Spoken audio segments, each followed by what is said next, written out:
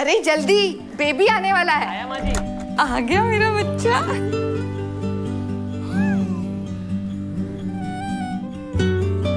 I want to show you something. Come.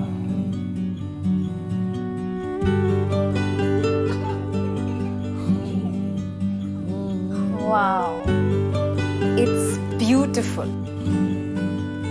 तो आरव को पसंद आएगा ना? तुम अपने रूम में रेस्ट करो, मैं आरव को लेके आता हूँ। Wow, new texture.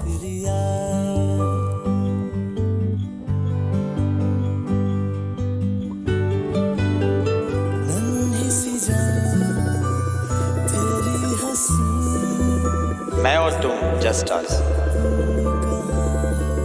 मुझसे शादी कर लो, हमेशा खुश रखूंगा। देखना, बेबी की स्माइल तो मुझ पे ही जाएगी और रॉकस्टार तुम्हारी तरह।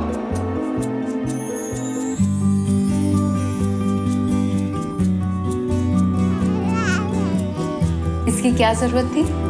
बाप होने का मतलब सिर्फ बच्चे की जरूरतों का ध्यान रखना नहीं होता मैडम। तुमने मुझे इतनी बड़ी खुशी दी है, छोटी सी खुशी मैं भी दे सकता हूँ। और ये किस लिए?